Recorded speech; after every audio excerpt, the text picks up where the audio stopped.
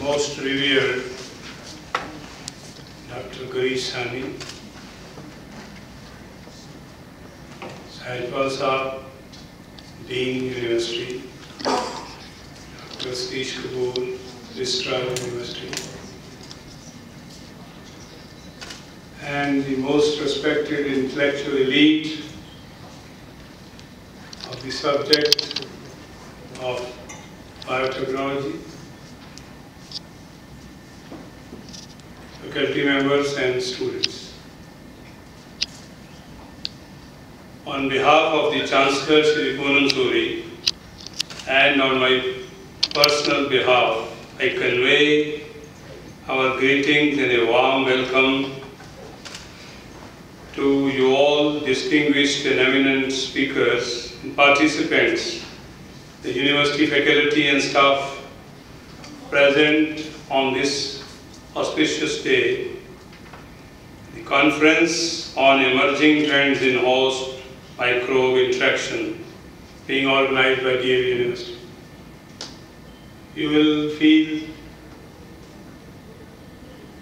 the atmosphere which is highly charged as far as the scientific activity is concerned. A layman addressing such a discreet gathering would mean only just touching the periphery. Because I am a student of science, there are others I am focusing on, they are arts students also. So this is such a technical subject, but we are all involved in it. We are enjoying the research conducted by such stalwarts like Dr. Garish Sani.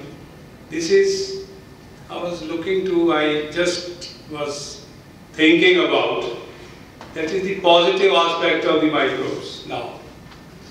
I had once gone through an article about typhoid Mary. That was the cook who was cooking the food to various, laced with certain wonderful dishes and everything, and making everybody a typhoid victim. Herself a typhoid, inner side typhoid, but not suffering from it, but making everyone a typhoid afflicted. So this is how the real sense of the research. What does it do? Is it helpful to us or making us immune also?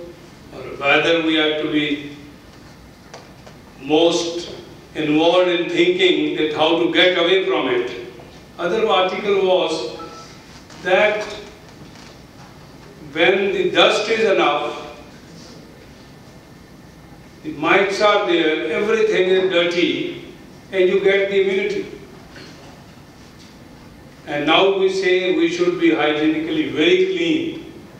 These are certain things may be looking paradoxical, but these are part of the thinking. So this is how people get involved into thinking and do their wonderful job. While thinking of value kind of message, I need to convey, I'm reminded of saying of Madame Marie Curie, nothing in life is to be feared, it is only to be understood. Now is the time to understand more so that we may fear less.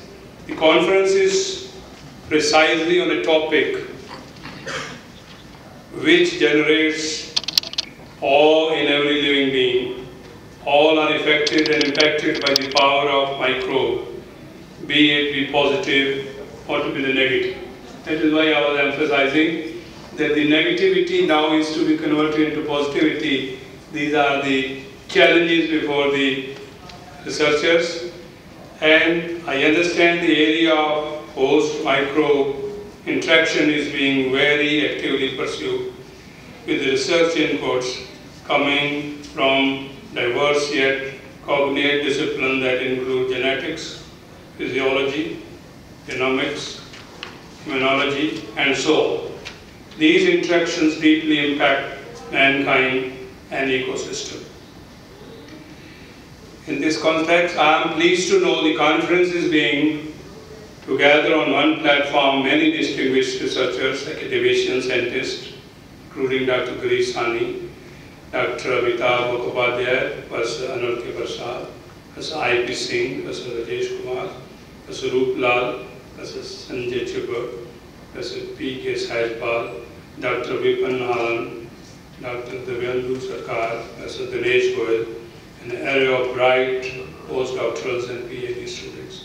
I sincerely believe that these 2 days of intense interactions and deliberations would add a lot of new knowledge and understanding this very important research domain, which would enrich every participant with the knowledge which would be shared across all the sessions. It will be appropriate for me to share with you that all this young university, this conference being held, is having a rich legacy of 128 years in the field of education. It's not some apology, it is a legitimate pride with which we can say we have been serving this country with utmost devotion and commitment. The immense reservoir of goodwill created by our predecessors, that's why we are having the fruits of this. We are having about 816 institutions all over the country, and we have produced 3 Prime Ministers, 3 Chief Justice of India, 2 Chief of the Army Staff, namely, I should say, Deepak Kapoor ji and V.P. Malik, Chief Justice of India, Chief Justice Mahajan, Justice Anand, and Justice Punch. And Prime Ministers, Atal Bihari Vajpayee, I.K. Gujral, and Dr. Manmohan Singh. So this is not in this only.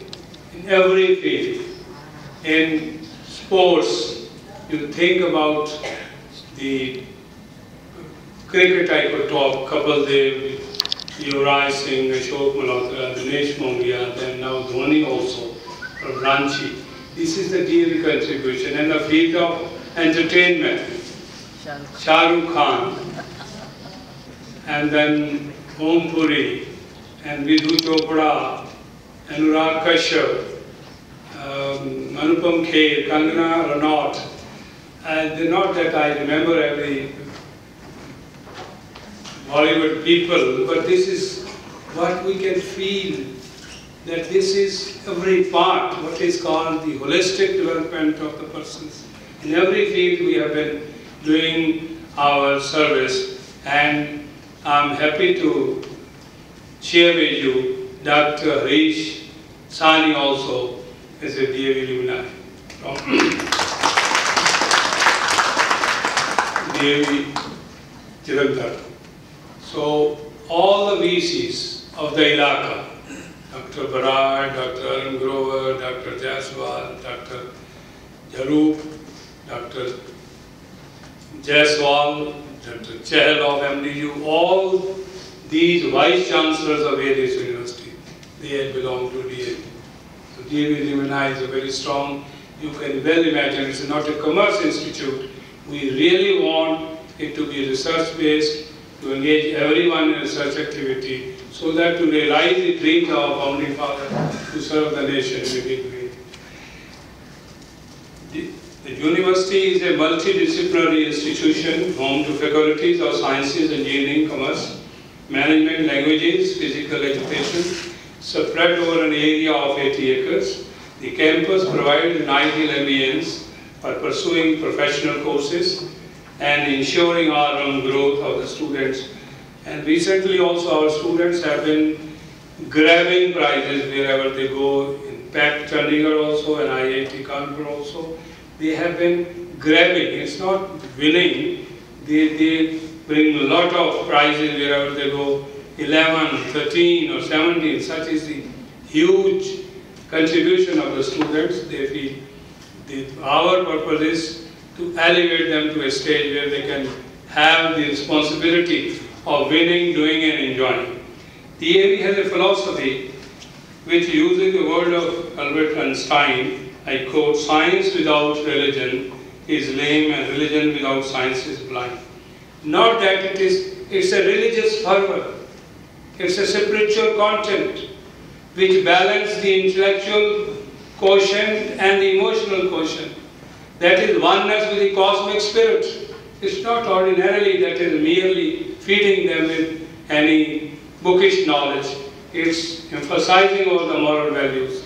It is emphasizing all the spiritual content where we feel that this is to be ingrained. Otherwise, in this world where this allergic intolerance about each other and also about the indoctrinated type of jaundiced type of indoctrination which is happening, we have to break the gap, we have to make men of sterling character. So character is to be found, the mind is to be refined, and the manifestation of the divinity which is existing in us, this is the responsibility of the university.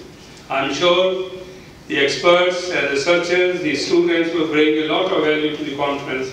I feel very humbled when I repeat the words of Pandit Jawaharlal Nehru on one occasion of Indian Congress session said, "It is science alone that can solve the problems of hunger, poverty, insatiation and illiteracy, or superstition and deadening custom, tradition of vast resources running into waste of a rich country inhabited by starving people, who indeed could afford to ignore science today.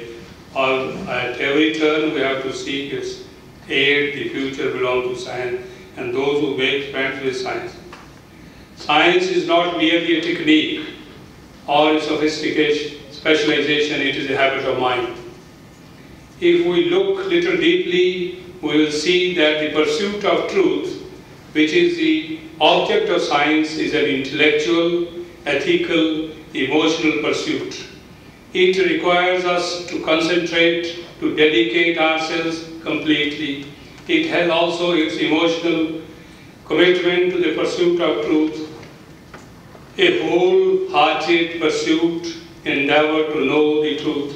In other words, an objective study of scientific truth means an intellectual and moral excellence and emotional commitment. What is sublime thought? Let this be the guiding philosophy of all those who value science, who practice science, and who spread science.